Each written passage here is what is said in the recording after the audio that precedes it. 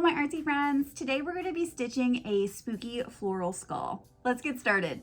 We're going to be starting with our water-soluble stabilizer. I printed and cut this out. I'm just going to stick that onto my sweater, and then I'm going to move on to select my needle.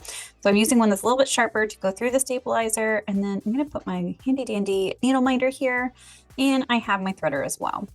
So I'm going to get my yarn going from the tip of my finger to about where my elbow is. I do that twice and then give myself a little extra room for a tail so I can weave that into the back.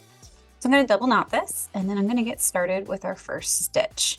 So I am going to be using a threader. I think this is actually an embroidery threader. There are yarn threaders that are metal, but this is what I had on hand. So I'm going to stick that right through there and then go ahead and get my needle threaded with the yarn. I find that this is a lot more necessary with yarn than working with embroidery floss. We're going to get started by outlining our skull. So I'm going to come up through the back. I'm going to go back down and then right back out about a stitch length. And then this is going to be kind of a shortcut. So we are ultimately making a chain stitch. So if you'd like to do the traditional chain stitch, go for it. This could work as a back stitch as well. But so what I did there, I went in and then back out a stitch length, and I'm going to make sure that that loops and pull it tight. So we'll do it again. And again, this is just kind of a cheat code. It goes a little bit faster, I think, this way than the traditional chain, but I'm going in through the same hole and then back out about a stitch length ahead. And then I'm going to make sure that my loop is going to form. So I'm going to wrap that yarn around the needle just to make sure that I'm getting my proper loop. And I'm going to pull that through and secure it there. And I'm just going to keep doing this over and over again until I finish the outline of the skull. So in through that hole, back out about a stitch length, and then pull to close. Refer back to the other stitches if you want to do the standard chain stitch, but I love this one and it helps me go a little bit faster.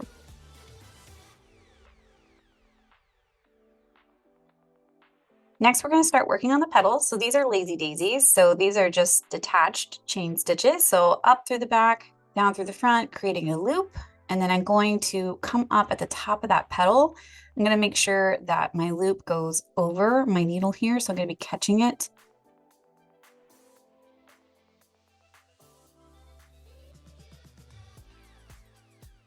I catch that there, and then I'm going to pull that till it's taut. Not too tight, you don't want to wrinkle the sweater, but just enough to make sure that it's secure. And then to complete that, I'm gonna go right back down over the yarn to secure it.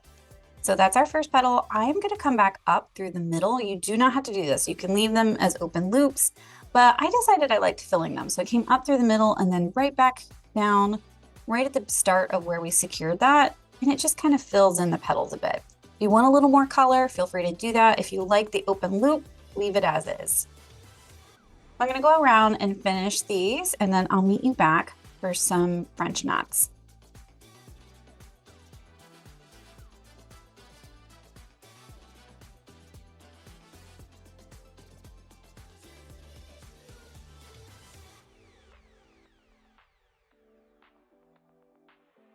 Now that we have the petals complete, let's start on the center. So I'm going to be doing French knots. Now, how many you do is up to you. I have a single thread of yarn, so I'm wrapping that 2 or 3 times and then going right back down. So we'll do a few of these. If you double up, you may do less. So I have a single thread. I'm going to wrap that 2 times and I'm going to go right back down. And I'm going to keep that other piece of the thread in my other hand and keep that taut to create the knot. So one more time, we're going to come up through the back. Again, this is the French knot. I'm going to wrap my needle a couple times and go right back down next to that while keeping hold of that piece of yarn and letting that knot go right through. So I'll finish the other one really quickly. You could also fill this in with a satin stitch if you're not feeling as confident with the French knot. Speaking of satin stitches, let's go ahead and fill in his nose. So I always like to split my shapes when I do the satin stitch. So I'm going right down the middle here, and then I'm going to split the sides of this little heart nose. And then I'm going to go in between and just fill in that shape. So again, satin stitch up through the back, down through the front, side by side by side. We're just going to fill in that shape.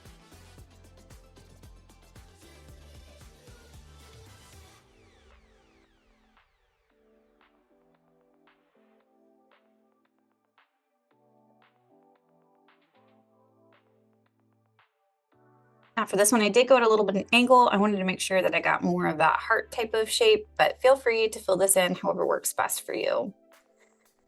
And now we're ready for the last piece. So I did French knots for these. Again, you could do a satin stitch, you could do a back stitch and just make a simple line for the smile, however you want to work it. But I did a French knot, so up through the back, wrapped it a couple times, and then right back down next to that to let the knot form. There we go. And I'm just going to do this for the rest of these little circles here, and then we're going to have a cute little French knot smile.